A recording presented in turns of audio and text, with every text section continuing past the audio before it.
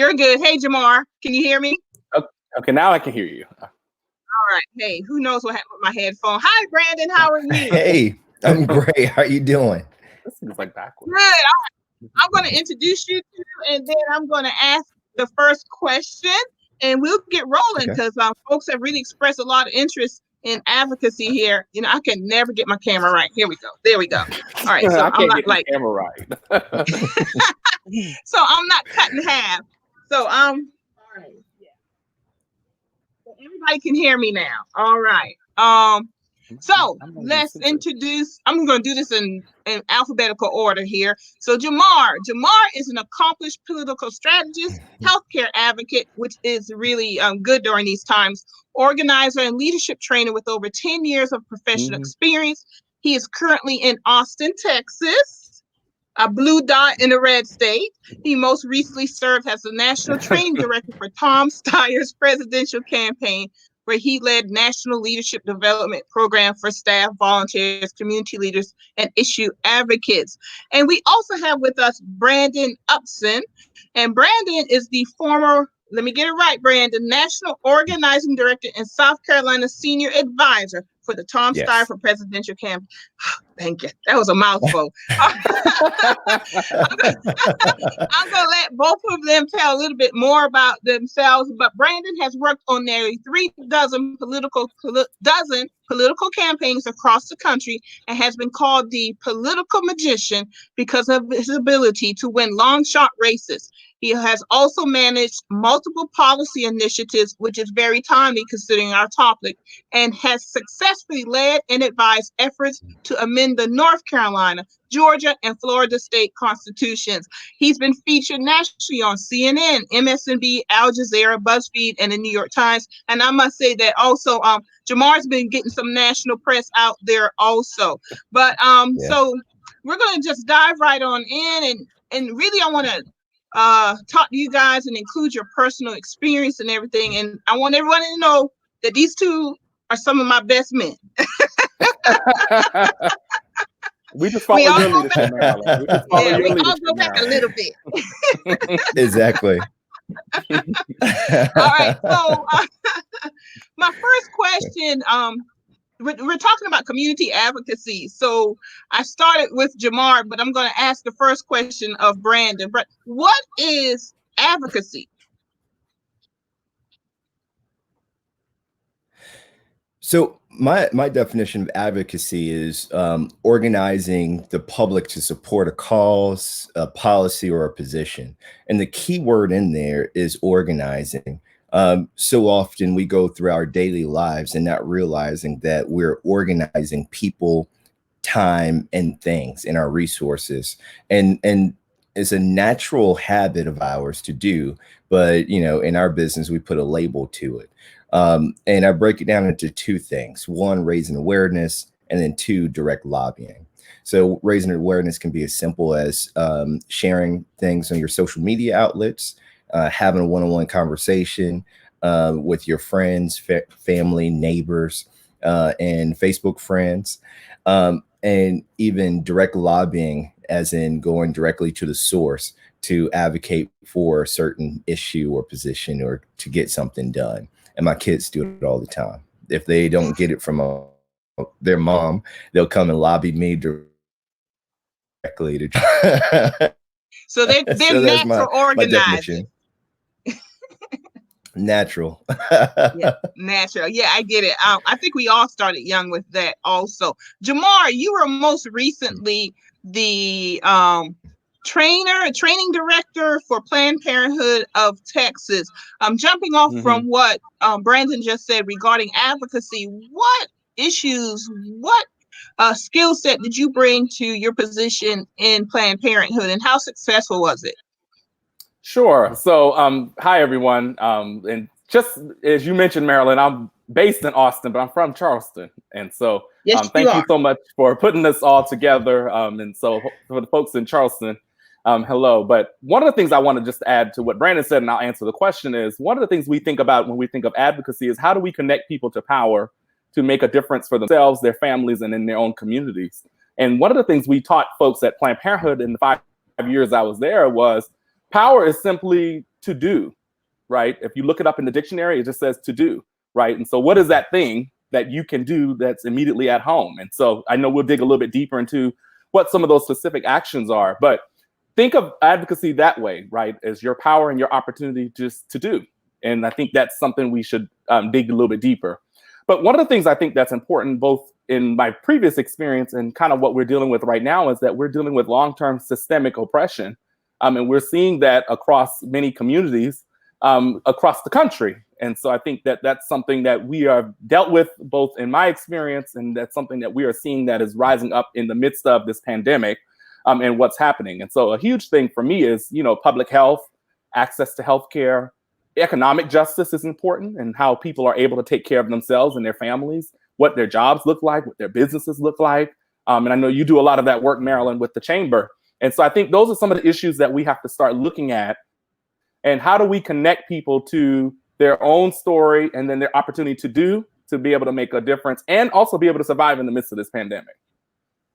You know, I'm glad you mentioned that, because the three topics we're going to talk about today that we discussed was Census 2020, staying at home, and mail-in voting. And all three are interconnected for social justice reasons, economic reasons, and also healthcare reasons, are just three of the things that I could think off the top of my head of how those topics are interconnected. So we're going to get into those deeply. But before I do, I just want to remind everyone that this is a gathering place brought to you by the Gullah Geechee Chamber of Commerce. And we have our two very special guests today.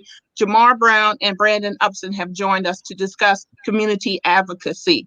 So moving forward, I actually just want your thoughts before we really get into the issues about what's going on right now with our country regarding the coronavirus and our country's response to it. And I kind of want you to tap into your experience and honestly, what you've both been involved with the most recent presidential primary season.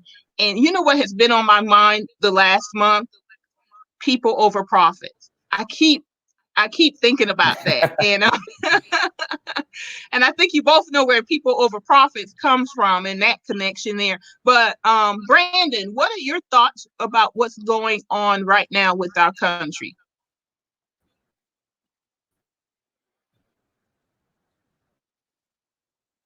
We're going to get Brandon. He's got a little buffering going on there, but I know he's going to get in there. So Jamarr, while we're waiting on Brandon to kind of come back in, what are your thoughts regarding what's going on with our country? I mean, I think you hit the nail on the head where you talk about people over profit. I think that's a huge thing that is a discussion. I think there's also a big leadership question. And I think that leadership question is happening at all levels. I think we have Brandon coming in now. Is he there? Hey, okay. Brandon, are you in here? All right. Okay. There he is. Go ahead.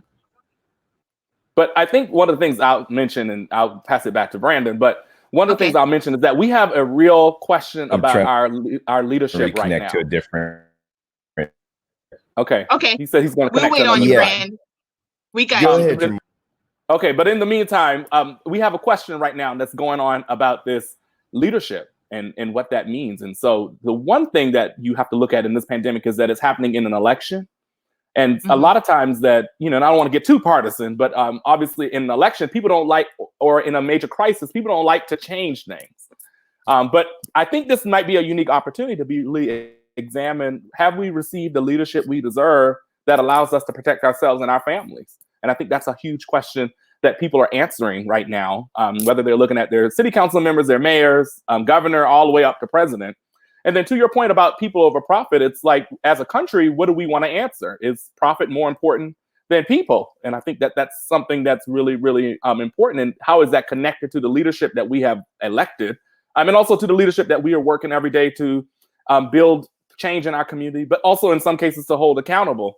And so I think based on what we talked about in the most previous part of the presidential campaign, I think that we're in that unique time really to be able to do that. I wanted to have this show regarding advocacy because I do think I agree with what you're saying, but I also think that folks are feeling a little bit of frustration because they feel like their voice is not being heard. Sure. Let's be honest. We're not going to be too partisan, and we can do that. But let's acknowledge that there are folks with AK-47s and AR-15s storming state capitals. Absolutely. That's what they're doing. And they're not protesters. Those are terrorists. That's terrorism. And I think people are feeling frustrated because we should stay home and we should be safe because that is actually advocating for our community. But with that said, it's frustrating that, we can't go out, or we should not go. The smart thing to do is not to go out and protest because it seems like it's influencing what's going on. And these folks are making decisions. Our elected officials are making decisions based on what they see, even though common sense tells a lot of us it's probably not what it appears to be. I think Brandon's back. Hey, Brandon. I hope you can hear us. There you go. All right. We got right. Yeah, we got you bright and clear. But I want to add something to what you were just saying, Marilyn, because you were talking about the people that are going out and protesting. This is a huge thing because at the end of the day, look at this issue broadly. You're talking about low-income people. You're talking about people of color, young people that are the most impacted by this pandemic. And so the fact that when we're going, calling them protesters, terrorists, whatever you call them, they're putting the safety of people at risk. That's above the virus itself. I mean, just the public safety is a concern at this point. And, like you said, I live in Texas. I mean, they're at the capitals with AK-47s. I don't know what point that proves in a crisis of something like this. And so we've got to make sure that we're doing our part as a community to make sure we're educating our folks. Now, you mentioned the point about staying home as part of advocacy. But one of the things about advocacy is now that we're asking people to stay home, the next step of advocacy is what are we doing when we tell people to stay home, right? And what are some of those opportunities? Because some people work hourly jobs, right? So staying home might be a risk for their financial and economic future. And so I think there's still another level of advocacy, even in the midst of not just stay home for whatever the duration of the stay-at-home orders are, but it's saying, while I'm staying home, how are we educating our children, right? And how are we supporting parents that are with their children 24 hours a day now? What does childcare look like? What does education look like? What do jobs look like, right? Not every job you can just hop on a Zoom meeting or Facebook Live. That's right. So everybody doesn't have access to the internet, right? And so we can really start digging into some of those economic issues that when, yes, we're saying stay home, don't join the protesters and terrorists, but ultimately at the end of the day, we've got to support people while they're at home. That's so true. And I just recently posted on Facebook and replied to someone very much smarter than me, but we all agreed on it, that the status quo does not want well-rested thinking people. Because if you're well-rested in your thinking, you're not going to accept the status quo. You're going to start taking action. You're going to start questioning what's going on. So the next, it's good to question, and it's good to vent, but at some point you have to take action. So Brandon, I know you already alluded to your kids are already advocating, and and Jamarr took it to the next level. What are you educating your kids about? But what are your thoughts regarding what's going on now and moving forward? What are actually steps people can take? Yeah. And, my kids are my life. Everything that I try to accomplish, I start at home. And this pandemic is literally forcing us to come back home and do the work to make sure that our connection, our relationship, and our foundations are in order so that we can get out here and do the work that we do. I was laughing with Jamarr the other day. I went home for 3 days without the family because we've been with other members of our family quarantined. And that was the first 3 days I've had in an entire year by myself without anything else to do but rest. So we have to make sure that those of us who have the skill set, the specialty, and the training and the access to doing this work are well rested and ready for the fight that's going to ensue as soon as everything opens up. But going back to the question before I hopped off about, what's happening right now, I believe one of the biggest problems that we have, and it's two parts to this. One, we have the first Russian elected president of the United States. That's one problem. And the second problem is that he's been able to convince poor people that his antics are for their benefit. Now, the reason why that's such a big problem is because you have poor folks who believe that the first thing he did, his tax incentives, were going to help him, right? We have poor folks who believe that him slashing regulation, cutting and gutting out parts of our government that were put in place to handle situations like we're facing right now, were he was doing to directly help them. And now that we're all at risk of being like gravely ill due to communicable diseases and infections that were preventable, now it's let's shift the focus from what I've done wrong to what you need immediately. And that's putting money back in your pocket. And that's why he wants his name on every check, right? Because he wants people to think that he's fighting for their pockets, which is what got him in office in the very first place. So what I've been talking to all of my friends and folks who I engage with online is that we have to, for ourselves, where we are, identify the opportunity that's in the crisis, right? And not allow the public narrative that's happening to be that shiny object that distracts us from what's really going on, right? So in this crisis, there is an opportunity for us to educate ourselves, inform each other, and empower our network and our group of people to advocate for the work that we have to do. So I have three things, and I know I shared it with you earlier. Personal engagement. We can't lose the common touch during this time. It's so important, not just for our advocacy work, but for our own personal mental health, for us to have a personal relationship, to pick up the phone and talk to people and check in on folks and have those conversations, just to check in and make sure people aren't in that deepest, darkest place of their minds, but also set up some Zoom calls if you have the capability. I know I've been a part of a lot of happy hours, right? I know that's right. but we need it. Was it BYOB? Yeah. BYOB, right? That's it. But BYOB. Well, you just need a little spike. That's it. Yeah. Just a little spike. But that fellowship helps refuel our spirit. And also it helps us recharge our minds for the work that we have to do now. And also that education. Now, more than ever, our handheld devices, our social media accounts are large, big tools for us to educate each other about what's out there, real information from the propaganda that's being promoted by some of our leaders, quote unquote leaders. And I think it's important for us to read and then put things into a context that's shareable and understandable for folks who aren't in this, neck deep into this government and political world, right? And policy. We also need to be able to put it out so that we meet folks where they are. And when I say meet people where they are, from this campaign with Tom, I've lived in South Carolina my entire life, for the most part, outside of being deployed with the military. And I've met folks who live in the rural areas of South Carolina. A trailer park is next to them, and they live in a suburb, right? But these folks are all poor.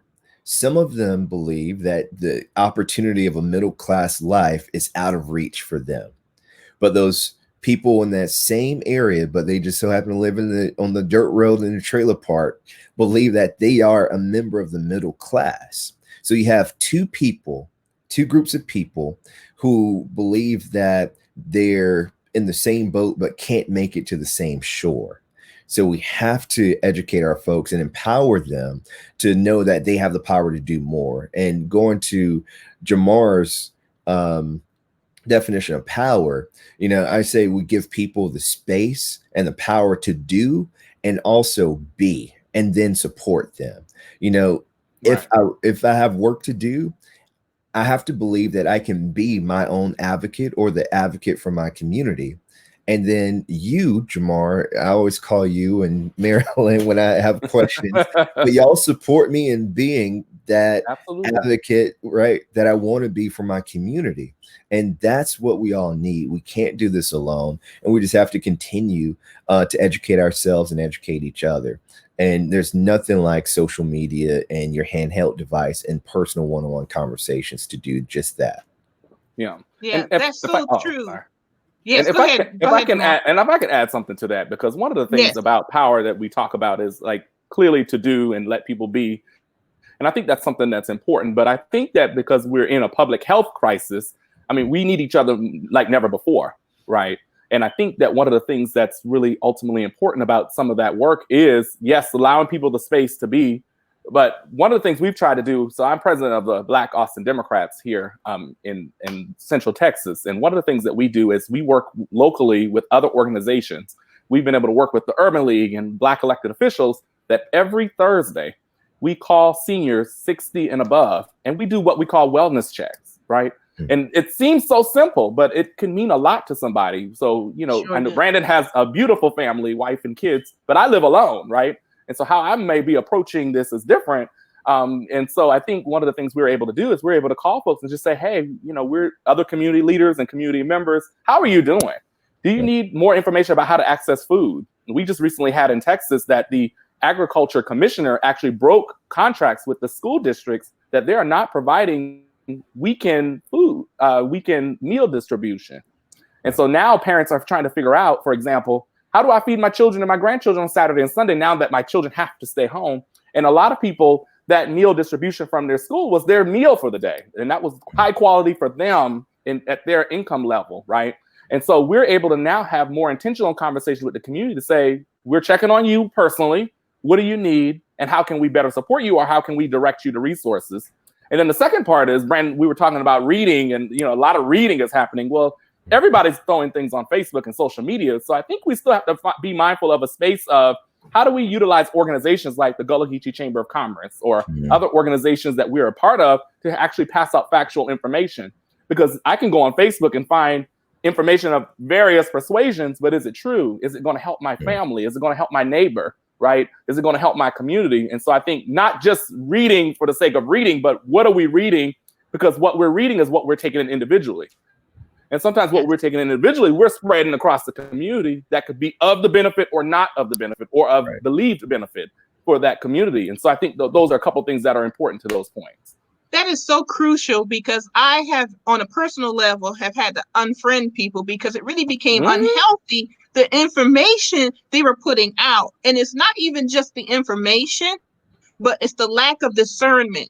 And we get influenced. It's so easy to say, oh, news, but we don't realize when a lie is repeated and the current president knows if you repeat a lie often enough to a lot of folks, it becomes true.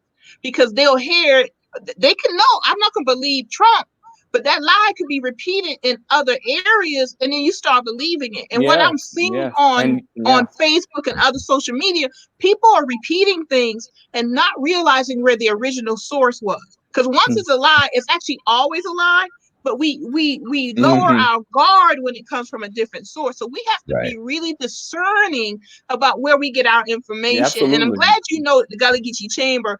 But one thing I have my background is journalism, so we're trained to do research.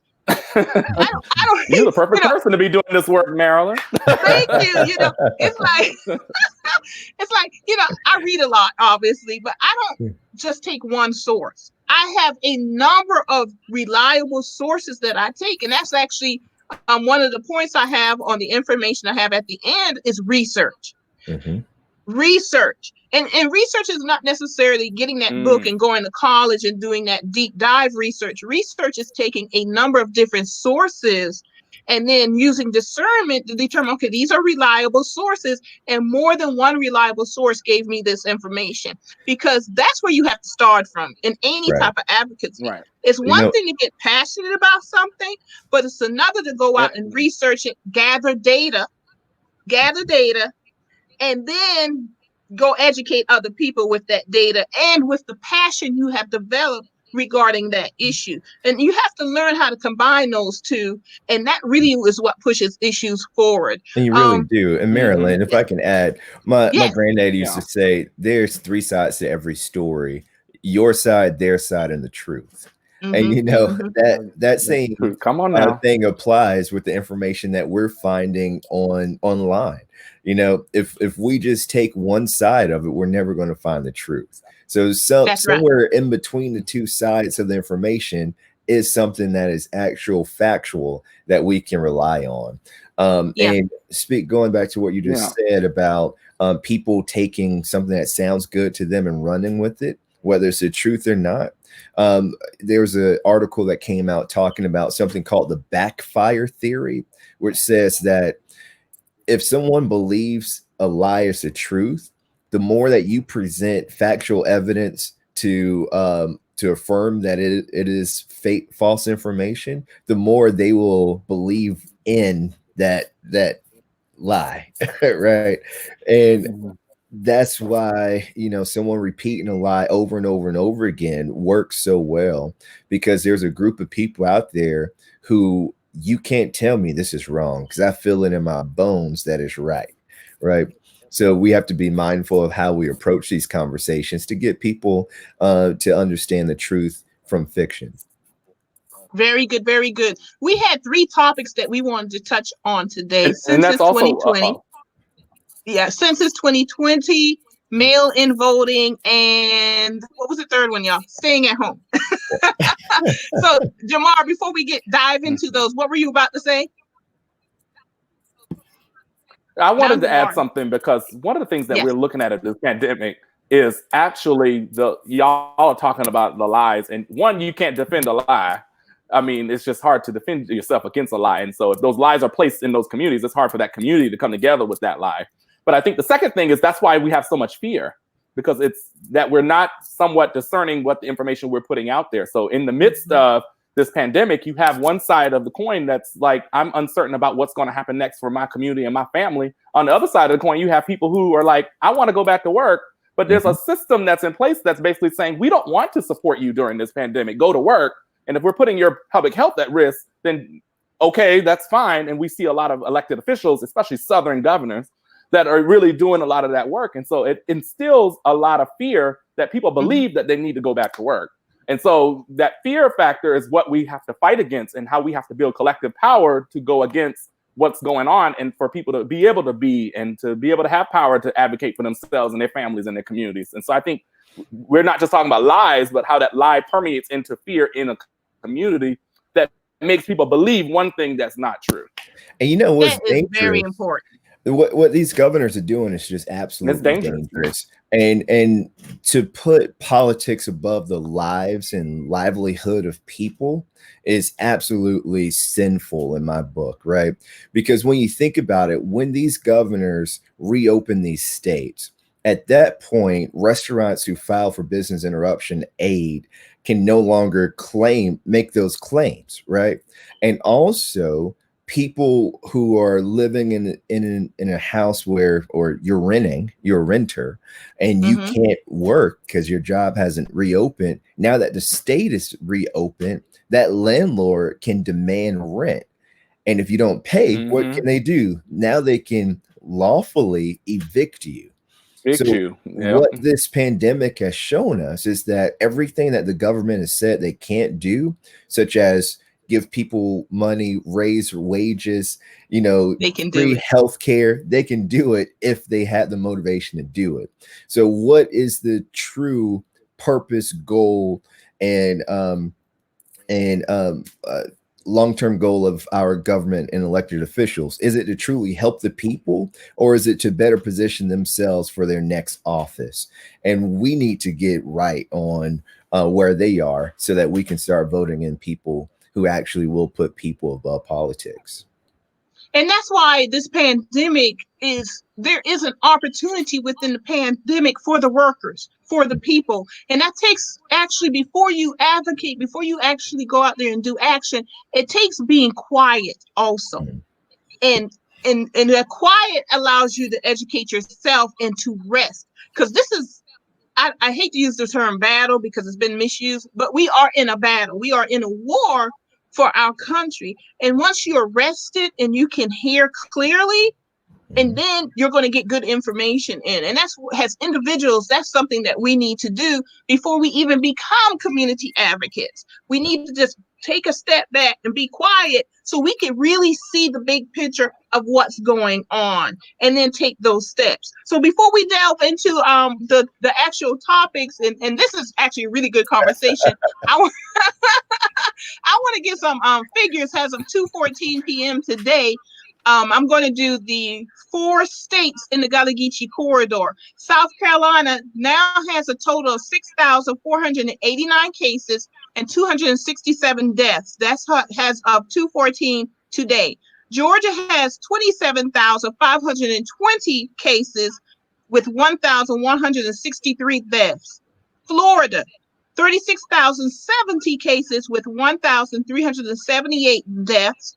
And North Carolina has 11,663 cases with 430 deaths. The United States stands over 1 million now, over 1.1 million, as a matter of fact, with 67,929 deaths. That is actually more deaths in a little over a month than in the Vietnam War, which officially lasted 8 years. And actually, the Vietnam War was actually never declared war. So, but for 8 years, we could say, you know, it really kind of went for about 20 years. But I mean, really, I'm going back to what you said, Brandon. It really is sinful. And we really see where the priorities of our country are, where our elected officials are, and why it's so important that we become advocates for our community. And one of those things that we can do, and folks may have heard this, is Census 2020. And this is a financial thing. And it also impacts what's going on with this pandemic, because the census determines where money is spent. Absolutely. And and the advocacy comes in right now, where we need to tell people, complete your census. Complete your census, because it determines how money is spent. And surely this pandemic is showing us that the priority has not been for the people. The priority has been for corporations and wealthy people and what they want. And you listening can see that even on the local level. This is not just a national problem. You can look at, I'll give you an example. Kiowa Island Homeowners Association got $1 million from the first CARES Act. Right. Now, they were embarrassed into turning it back in, but to even think of the lack of moral backbone it took for someone to sit in the office and say, hey, we got $13 million in the bank, but we need 1 million more. You know, I mean, the justification of that. And that's just a reflection of what we have in this state. Yes. You know, Marilyn, I can tell you there's communities like the Wayland down there in Charleston, Shallow Heights over in Aiken, places in Bamberg and Rock Hill with working class people who don't have jobs right now or income coming in outside of the unemployment that they're still waiting on, the stimulus check that they just got and used to pay bills and put food on the table for a little while. And for some people don't know what Kiowa Island is. Kiowa Island is probably one of the most wealthiest communities in the state of South Carolina. I believe Kenny G has a house, Oprah and Michael Jordan all have a house out there on Kiowa Island. So these are folks that aren't hurting, that don't need money from the stimulus. And the fact that you have to shame someone into doing the right thing shows the heart of those people and organizations. And if we're going to treat corporations like people, then we need to lock up the folks who are running those corporations. And that's just my personal opinion. I don't want to go out too far on that, but it's just wrong. It's absolutely wrong. Jamarr looks like he wants to go on that with that. Yeah, I have something in my spirit. It's just sitting in my spirit, y'all. Well, share it. I'm happy to. But one of the things I think that it leads back to your question around the census, because you mentioned, right, the census is how we spend money, but the part that we don't talk about, the spending, is how it's actually allocated and where it's allocated and who it's allocated to. Like, we just talk about the numbers, right? And, y'all talked about the numbers already, but we don't talk about how that money is divvied up, how it looks for congressional districts. So that's one part.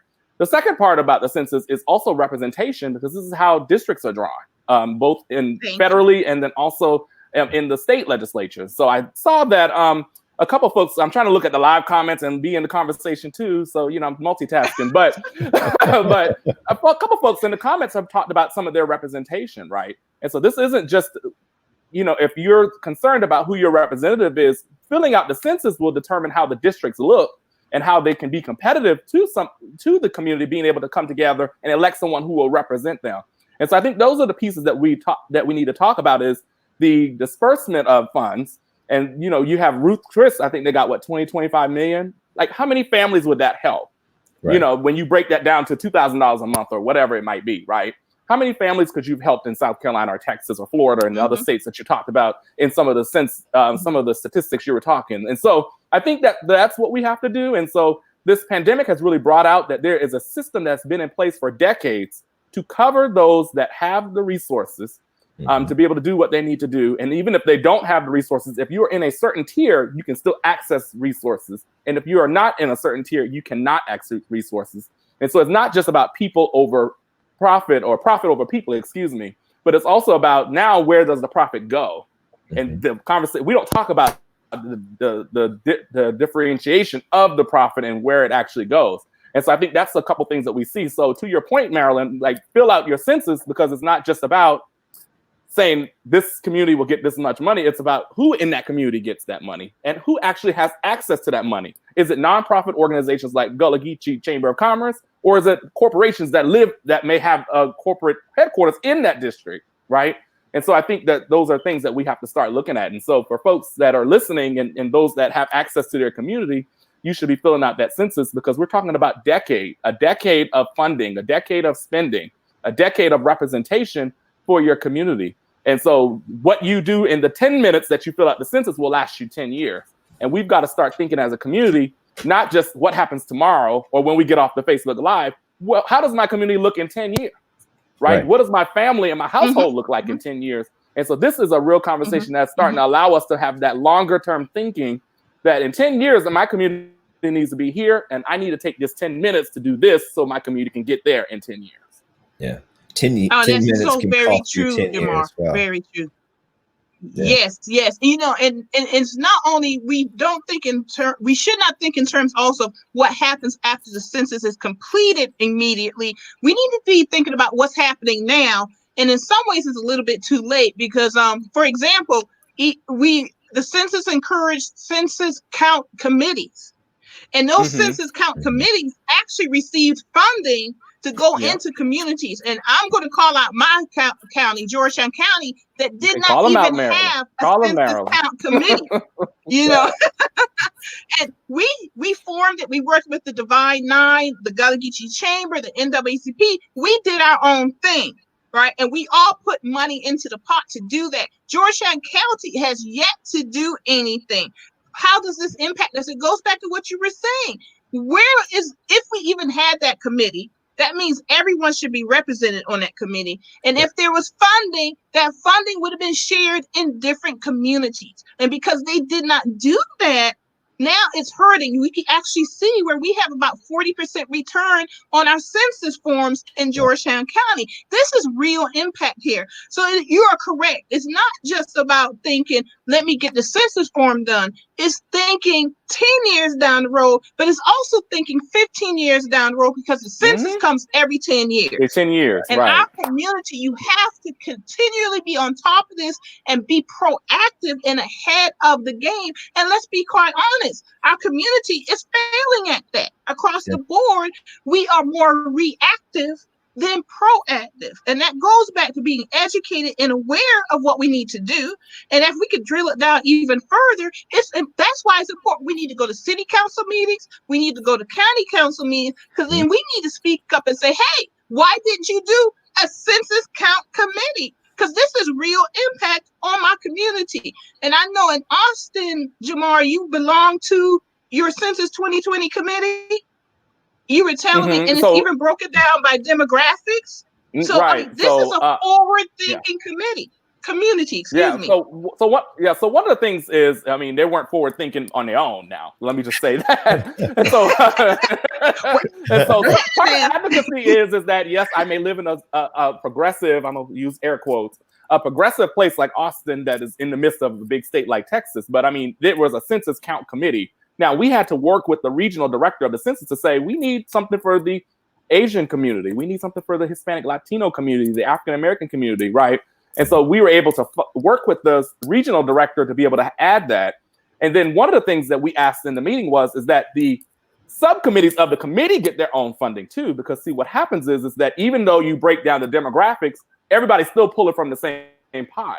And so that's when you still have a lot of that internal fighting and then the disproportionate funding and disproportionate allocation of resources. And so my request, along with the Urban League, we work with NAACP and several other organizations in our community to say, great, you have that stream of funding for everybody. Now that we've broken in our own community, what's coming to our community? And that's part of advocacy, is saying, don't just put me in the pot with everybody else. It's saying my community has specific needs and we need specific funding for that. And so I have no problem always asking in spaces, what is the money for my community? Because we can't just be happy to be in the room. What are you fighting for when you actually get in the room? And so we were able to get a dedicated line item in the local census budget that African American Outreach had its own line item. And so that's how we were able to do some work along with those organizations. So also be thinking about, when we're talking about allocation of resources, different communities have different interests, and they take different levels of resources, right, to address those interests. And so so that's how that works. And so I think, to your point, like, they were very progressive, but there's still advocacy in this progressive space that we need to talk about, because everybody, well, let me say it this way. So there's good intentions. You all from the South know what good intentions may lead you to. And so, so some of the advocacy work, you still have to do that organizing, and you still have to have that accountability. You are so right. You are so right. And I believe you meant to say that's the good intentions that paves the road to hell. Is that it? I'm trying to behave on Sunday. I'm trying to behave on Sunday. Well, I'm the old. I believe I'm the oldest one in the room, so I get to misbehave. Not that far behind you. We're not that far behind you. Not far at all. I think we actually got you beat. All right. I want to say hi to Thomas Dixon and Abe Jenkins and Natasha Jones. They're telling all of us hi, y'all, in the comments. Y'all. Amazing people, by the way. They're amazing people, by the way. So hello, y'all. And I mean, just amazing people doing great work and always fighting for their people. So. They are. So Brandon, I have a question of you, but do you have something to say first? No, those three people that you mentioned, they've all helped me get to where I am today. I just appreciate them being on. They're such great support. Yes, they are. Good folks out here doing the work. So Brandon, let's go to our next topic here. I'm like segueing really awkwardly here, but we're going to do it. Mail-in voting. Mail-in vote. Yeah, I really have not been paying that much attention to this issue as I should be, but I mean, I'm aware of it. But what are your thoughts with mail-in voting? And if you have been paying attention to it, give me a little bit more information about it in our audience also. Yeah, so South Carolina, I'm going to talk about South Carolina specifically because mail-in voting undergoes the same hurdles of suppression as in regular in-person voting. Now, here in South Carolina, if you go to SC, like the acronym for South Carolina, scvotes.org, you can check on your voter registration. You can find more information about how you can do, and we call it in South Carolina, absentee voting. You can vote by mail absentee, and you can even request it and track it along the way. Now, the benefit of this is that you can vote from home. You request your ballot, you'll get it within a month of the election or sooner. You fill it out, send it in, and make sure your vote is counted. Now, where the suppression comes in is the process. So when you go online and request your ballot, they'll actually send you an application that you have to fill out and send back to them in order for them to send you your ballot. Then once you send in your ballot, it requires two stamps and signatures and all that other good stuff. But this is what we really have to educate everyone on, because if you don't follow the instructions that's in that ballot, when you get it, your ballot will get thrown out. And it can be something as simple as you signed where you're supposed to print and you print it where you're supposed to sign, they'll throw it out. Your address doesn't match, the addresses didn't match or something like that, or your initial signature didn't match the signature on your voter registration card, they can challenge it and throw it out. So we need to make sure that our communities are properly educated and up to date on, one, the requirements for requesting your ballot, two, how to mail them in. And then when we get to the advocacy part, we need to start reaching out to our state representatives who are in the state house as we speak, talking about making the COVID-19 pandemic an excuse to receive your absentee ballot so you can vote by mail. Extremely, extremely important for us to be able to do it. I want to make a point, Brandon, that was well said, that you cannot be a paid campaign worker and help folks fill out their absentee ballot. And that's a very thin line that people need to be aware of. You need to be a direct family member if you are. And let's not, there are already suppression methods going on. Let's not put the bullet in the gun and make it worse. All right. But yeah, definitely, folks can do it right now. You can request your absentee ballot by mail right now, and actually encourage you to do that. So that will prevent you from going out and voting in person and maybe being exposed to the coronavirus. Jamarr, what are they doing in Texas? How does it work in Texas? So it's in Texas, you have to request a mail ballot. And so we have gotten approval by the district court in Texas, in Austin area, for any Texan now can request, because typically it's 65 and over. There we go. Okay. 21st century. You're good. Suffering a little bit. It's coming. But we just got the approval of the district judge here that will expand access to mail-in voting by all Texans, because usually it's 65 and over. And so now anybody can do that. But obviously, as we talked about, we have people of different ideological persuasions that lead in our state. And so right now that's in appeal. And so you would think that, the people that are saying live your civic duty would also want you to actually participate and do your civic duty, but that's not so common. And so ultimately, at the end of the day, it's really, really important to make sure that you know some of the rules. I just finished consulting with a congressional race actually in Maryland. There's a special election for the seat of the late now Elijah Cummings. And I was working that race, and fortunately we won. And one of the things that we had to do is we had to do a lot of trainings. I mean, we were doing 5-6 trainings a day on Zoom, trying to get different people to be able to be canvassers. And so also part of this work that we have to think about doing is not just encouraging people and educating people, but some of us need to volunteer and integrate ourselves in the process. And so I spent weeks training actual canvassers so that when they were collecting ballots and when they were counting ballots and challenging ballots in some cases, right, we had our people educated in the room that could fight for those votes, because they, like you said, Brandon, there's simple things like you didn't check over here, or your check mark's over here, or you printed instead of signed, or it doesn't look like your signature from this other document we pulled from 10 years ago, or whatever they make up. And so ultimately, at the end of the day, integrating ourselves in this vote by mail process is going to be important, because it's one thing to fight for the community outside the room. In the room, when they're actually counting your vote, we got to be in there fighting to make sure that people's votes are actually counted. And can I add one thing I thought about was that our traditional anchors for organizing, especially in the Black community, is our church. And in South Carolina, we don't have a huge organized political effort led by our churches like next door in North Carolina, where Souls to the Poll is an expected and common tactic to increase and ensure that access to the polls are granted to communities of color. Here, I know I had a conversation with some of the folks down in Charleston, Pastor Nelson Rivers, who is organizing churches through their membership roles to identify who's registered and help them through this process of requesting their ballots and making sure that they, one, have the stamp to turn it in, right?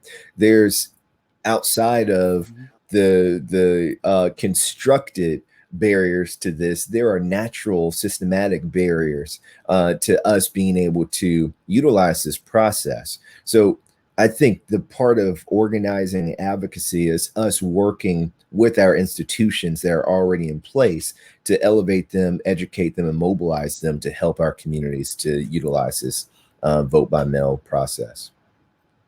One thing I want to point out is advocacy is not only our institutions, which are very important, because obviously the more people who are advocating about an issue, the faster it will move, we hope. But you can advocate as an individual, and we've touched on that a little bit today already. And what do I mean by advocating as an individual? Talking directly to your family, raising your kids so that they're educated and aware. Those are things done on an individual basis. And it's so important to understand that advocacy is about taking action. You know, faith without works is dead, as Deacon Jamarr Brown likes to remind us every once in a while. Speak, Lord. Speak, Lord. Come on, Deacon. Put the link for the love offering. Put the link for the love offering, okay? Thank you.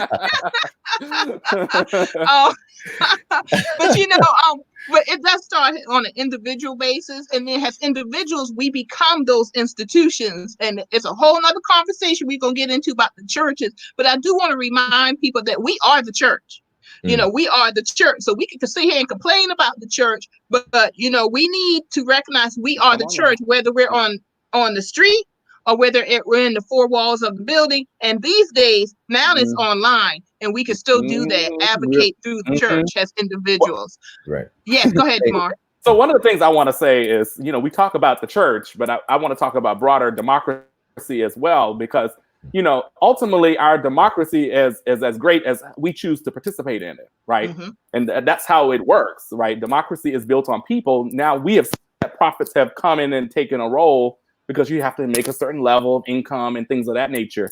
And so that's why this community work, right, that we are the church, we're working with our institutions in our Black communities, right? We're making sure that we're able to do some of that work, because at the end of the day, that ultimately leads up to community leadership, and that also leads to our democracy. And we clearly see across the country now, right, that there is a fight that is happening for the soul of the country. And so that starts in the home, that starts on Zoom sometimes, if you're on Zoom, and that starts, you know, in church, that starts in our neighborhood associations, that starts in, you know, those of you who are in like NAACP or Urban League, or those of you who may be members of fraternities and sororities. It starts, you know, across the board in our communities. And so I think our democracy is only as great as we participate in it. That's very true. Very true. And actually, that's just a wonderful way for us to go into stay at home, because that's about our democracy. Okay. We have to, well, one of the things I think that's important about our democracy is that we have to stay at home, because I want to be alive to be a part of it. Come on. Amen. Hallelujah. And that's fighting for our community. Thank you. You can't participate if you're not here. 6 feet under. And so people need to stay home, okay? Staying home is advocacy, everybody. Staying home is taking action for your kids, for your spouses. If those of you who may take care of, you know, maybe elderly parents or grandparents, stay home is fighting for your community, because we know that we see a system in place that will disproportionately risk the lives of Black and brown people across the country. They're putting our lives at risk to send people back to work. And this is very good for our future. Go ahead. Right? Go ahead, Brandon. No, just adding, it's for our future. Staying at home is to protect and make sure that we have a future to go into. But that's all I had to say. That's all? Now you have to say that's it. Beacon up, so just drop the nugget. Just a nugget. But you know, I did want to bring a stay at home, because not only is for our health and keeping ourselves alive, yes, it is about democracy, and it's also the economic argument needs to be made too. But I'm going to flip this economic argument, because they're saying everybody has to get back to work. they're rushing people to get back to work because they don't want you to realize that the workers actually have the power. And if you are busy working, not just one job, but 2 or 3 jobs at minimum wage, because right now we have a cost of living that we cannot keep up with at minimum wage, you don't have time to rest. You don't have time to be an advocate for your community the way you would hope to be because you're constantly working. I want people to realize, do not make a mistake in thinking they have not thought about this 10, 15, 20 years ago. Right. Keep the people busy, destroy the education system so they're not educated, destroy the healthcare system so they're not healthy.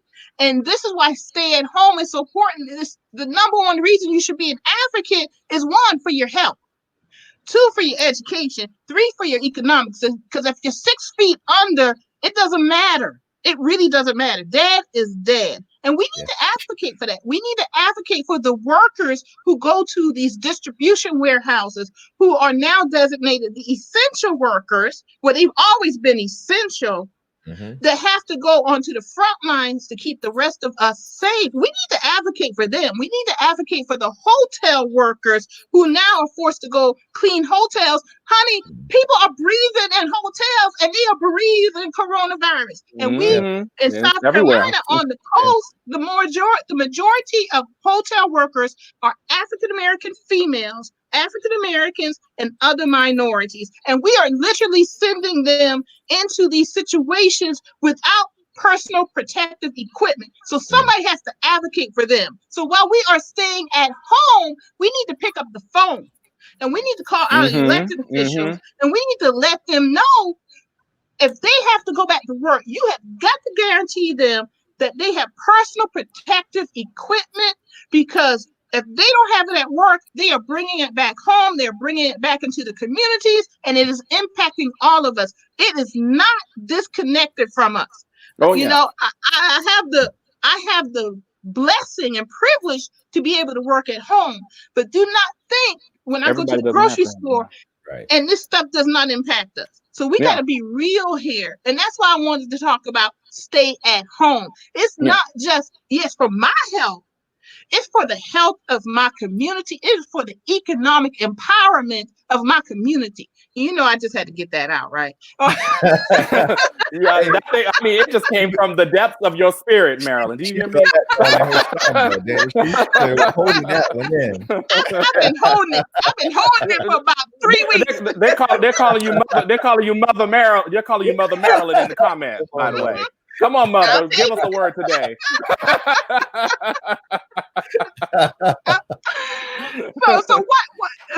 So Brandon and Jamarr, and Brandon, what are some of the things that we could take? And I got some comments here while you're expounding. I want to go ahead and look at these comments and see if we got any questions in here. Yeah. And can we add that this virus has shown us that no one is exempt from death?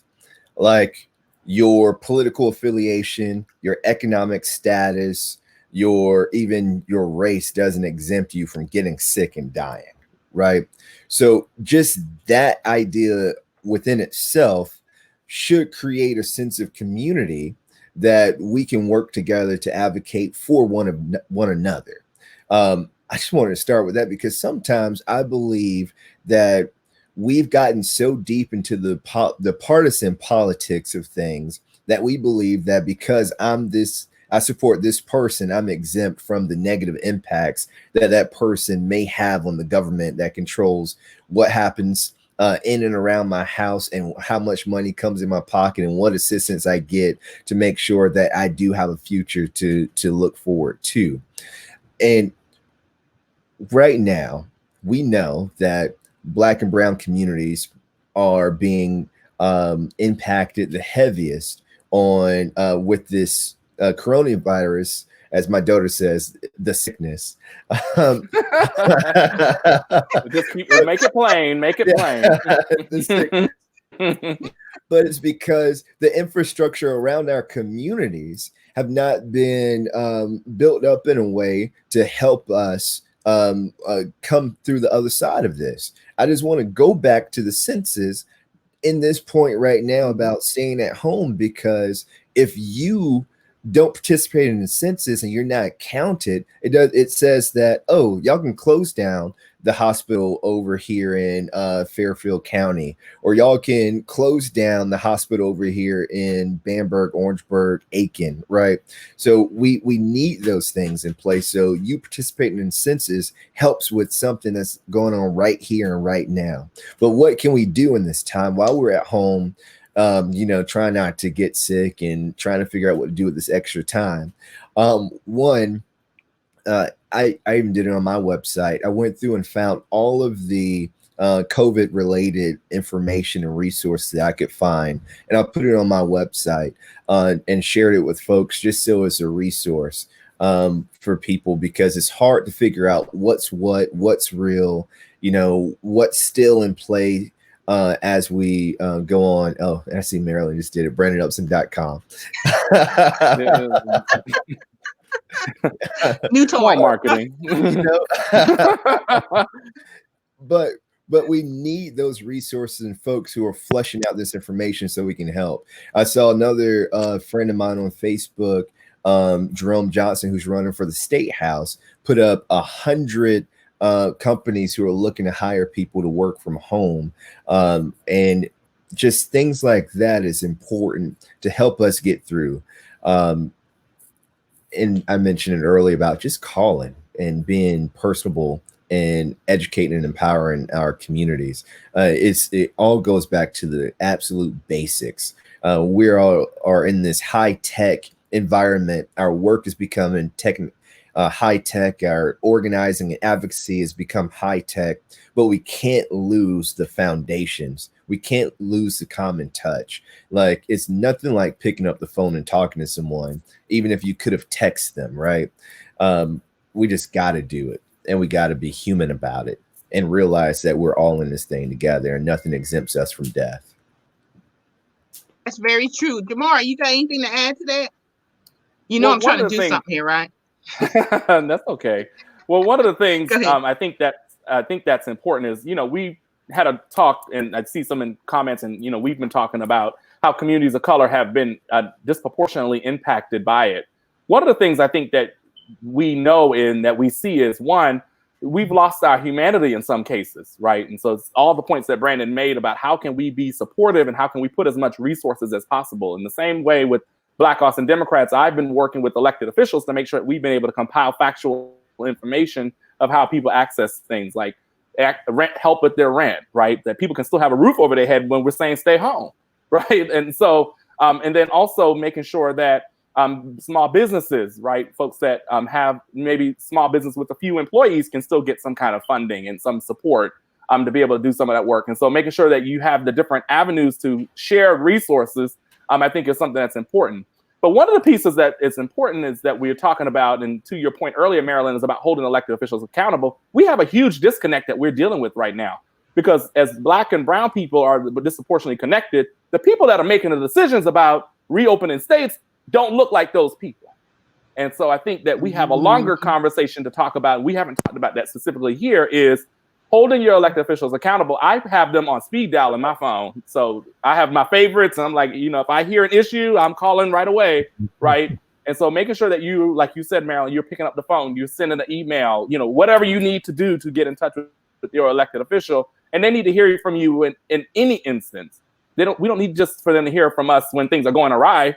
We also need to be proactive, that if we have ideas or we're hearing things that are coming down the line in our community, that we're proactively offering that information. So, for example, like I mentioned earlier, right, that they're giving less meals on the weekends, right? And so how did we go to those local elected officials? They were able to pass emergency funding out of city council to then provide to nonprofits that can set up mobile distribution sites. And so that's how we were able to do some of that work, and then go to the community and say, if you are in need of food on the weekend, here's safely somewhere you can go to access that for your family. And so I think that's the real piece that's important, because you have people that are making decisions that don't quite look like you.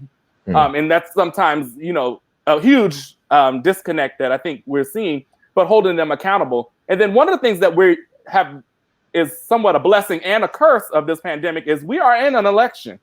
And so the part about accountability is, making sure that we're connected and folks are registered and folks mail by ballot. in some cases, if it goes down to running for office yourself, right? And so making sure that we're in an election right now.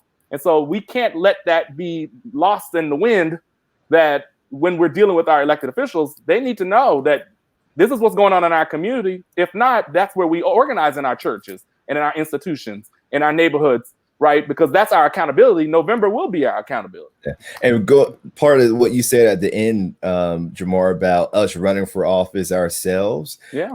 A good Alpha brother of mine, Alpha Phi Alpha Fraternity Incorporated, so folks know, said that the power of our prayers is directly correlated to our willingness to be part of the solution, right? So we're praying about a whole lot of things. We're wishing and hoping for a whole lot, but we have to be willing to be part of the solution, and the answers that we're seeking is most likely within ourselves already.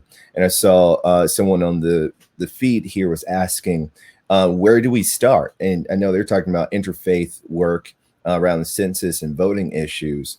But it just starts with one of us having the gumption to go out, get the information, bring it back to the masses or our group, and say, all right, we need to do something about it. That is literally the first step, is saying we need to do something about it. Let's get to planning, and let's get to walking this thing out.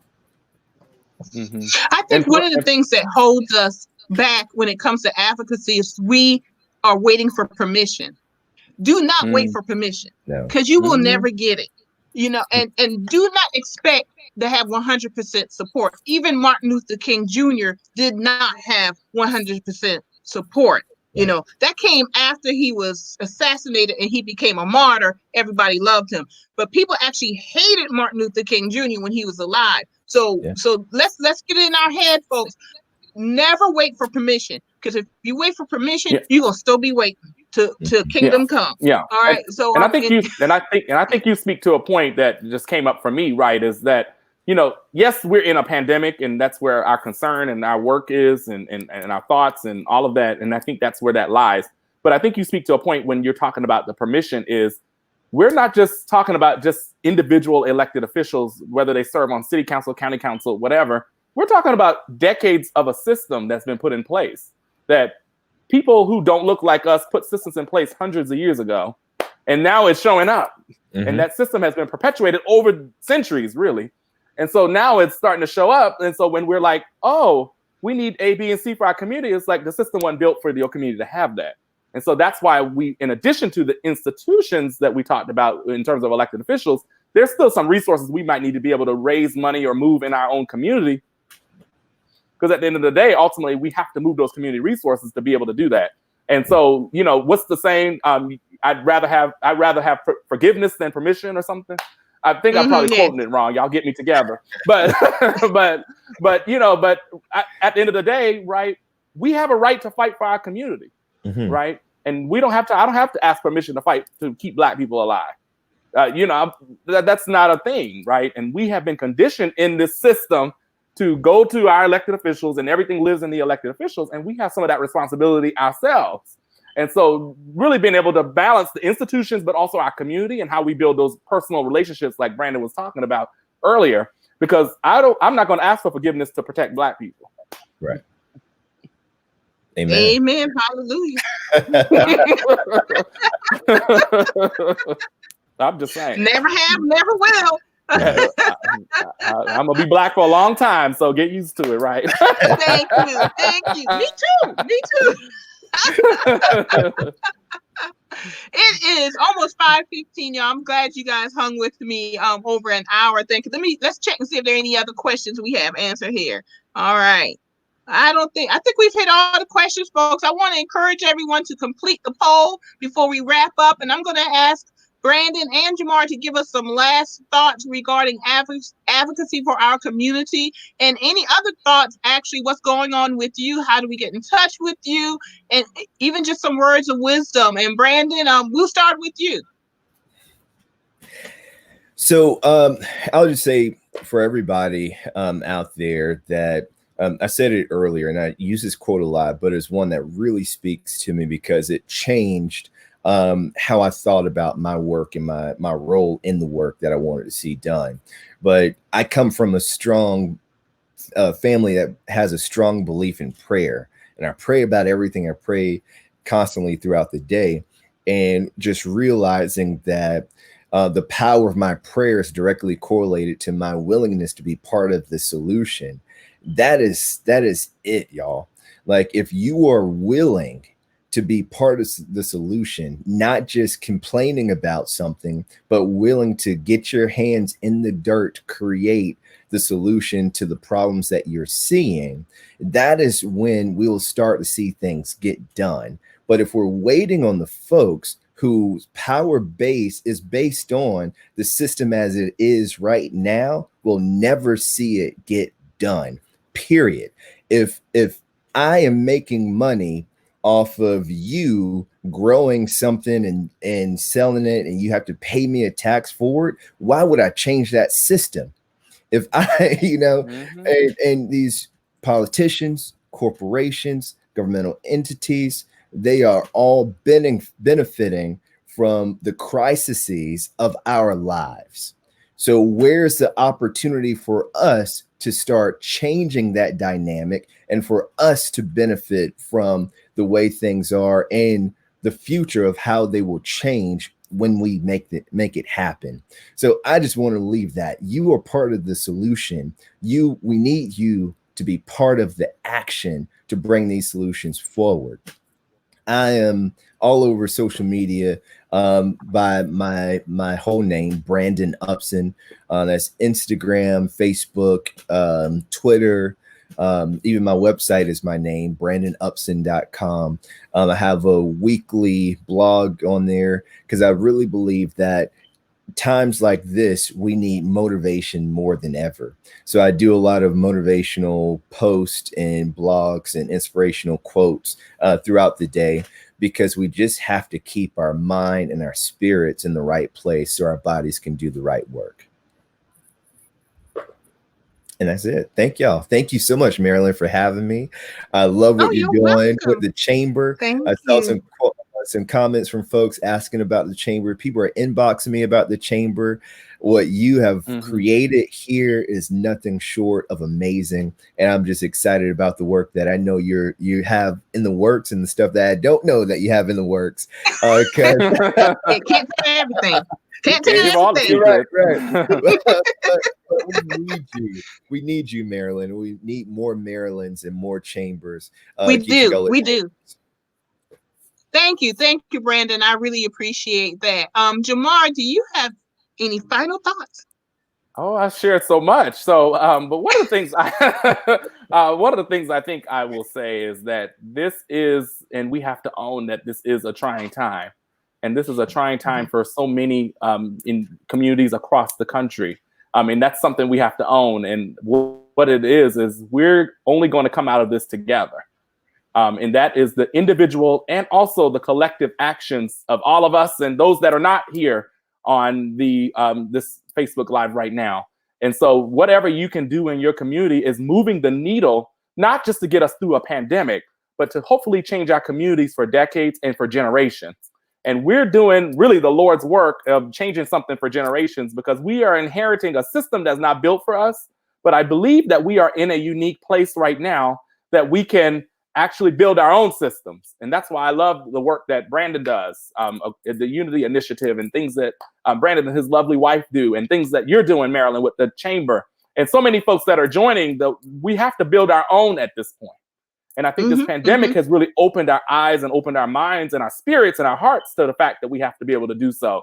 And ultimately, at the end of the day, as long as we're taking action, we have to remember one thing. We have to remember that if we're going to make it through a pandemic, we have to have some humanity. Earlier, I mentioned that we're fighting for the soul of the country. We're fighting for the souls of our individual selves, our families, and the souls of our own communities.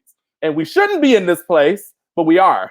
And so it's our responsibility to work collectively together to make sure that we are able to move the needle forward for people that are coming behind us. And so, again, I'm like Brandon. I try to be as consistent as possible. I'm Jamarr Brown on social media. You can find me anywhere on social media. And please stay connected with all of us. And we would love to connect with you and be able to support some of the work that you're doing, whether that looks like resources, whether that's strategy. You know, people undervalue strategic conversations as a resource. And sometimes you need to be able to have conversations with people to say, this is what I need to see with my community, but I may need some other minds to help me navigate that. And that's okay. And I think that I speak for all three of us that we are all able to be resources in terms of that work. And I look forward to working with each and every one of you across the board. I'm in Texas, but you know, that's why we have phones and computers. And I would say planes, but you know, we're staying home. And so I look forward to staying. But I look forward to staying connected with each and every one of you, because with it, you know, the Bible says 2 or 3 are gathered, and of course, it's going to be more than 3.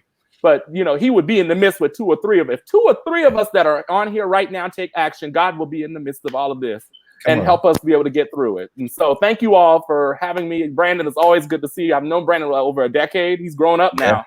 We were talking about the gray in my beard now. and Marilyn, of course, got little people now. He grown folks. He got little people now. Look, Marilyn, Brandon has a whole generation now. Yeah. Yes, he does.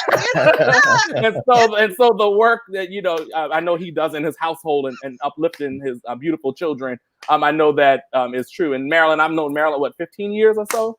I was in high school or college, I think. Yeah. I'm not going to age either of us, but and so it's been a pleasure to watch you grow. But it's been a pleasure to watch you grow as well. Yeah.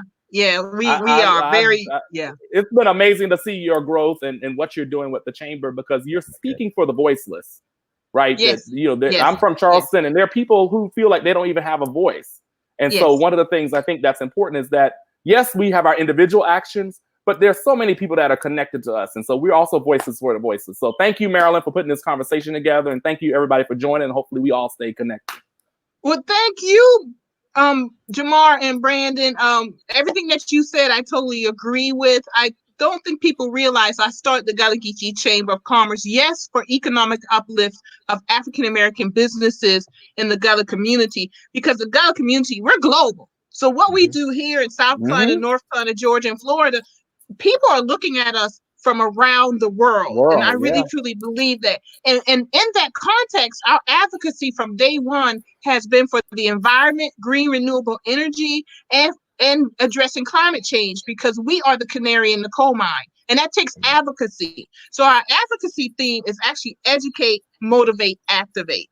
And it's right along the lines of what we talked about today. And I wanted to bring you two in because, one, Jamarr, you are from Charleston, so you know you Gullah. I'm Gullah now. I own it. Okay, I'm very Gullah. Thank you. We Gullah own all the way from Texas. We own it. And Brandon's not too far. He's right up the road. And he's right up the road from Aiken, South Carolina. So he Gullah too. You know. Look, so if Brandon gets on I-26, he'll be Gullah. It's all right. There you go. Amen. Hallelujah. And I wanted to thank everybody for coming. I did promise I would put up some points here regarding advocacy, and hopefully it's transparent so it can still see us as we talk about it. But if everybody wants to, it's not, but we're going to show that. Just to wrap up of what we talked about today, I'm going to sign everybody off, and we're going to leave it up for a few minutes so folks can write this down and everything. So I'll bring it back up after I say goodbye to everyone. But I do want to thank Brandon and Jamarr for joining me today and having this conversation. A lot of folks were looking forward to it, and I think we've hopefully lived up to their expectations. You can kind of tell we've known each other for a while because we got jokes. We got jokes, people.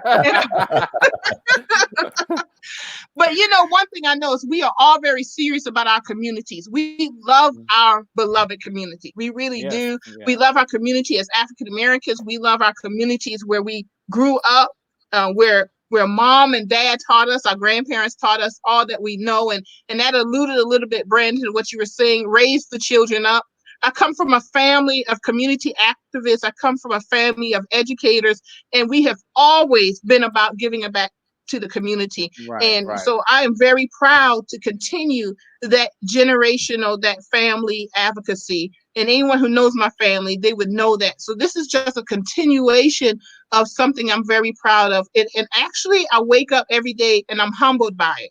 I'm humbled by what my grandfather did, my great-grandparents did, that allowed me to sit here today and have this conversation with you, because it took some sacrifices. And I think we all realize that it takes sacrifices, and we can only do what we do in honor of our ancestors and those generations yet to come. And I truly believe that this is about the future.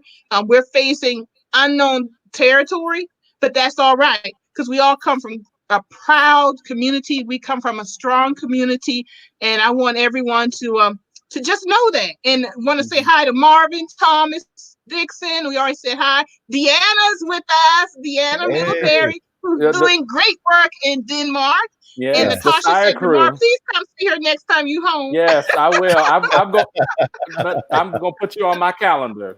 Yes. All right, folks. I see and the Steyer crew joined us too. I saw the Steyer crew. All right. Yeah. Hi, everybody. I'm sorry. Once you start calling names, you get in trouble. But I'll claim that. I want to put this up again, but I want to thank everybody for joining us. Over 1,000 people have tapped in today, and we love the feedback, everybody. I am right now inviting Brandon and Jamarr back to join us anytime, because there are other conversations we can have, whether it's about our church, where there's some other topics we just barely touched on. But I wanted to encourage people right now, while we are safe at home, that we advocate for our community, because we're rested now, folks. We've had about 6 weeks to get some rest.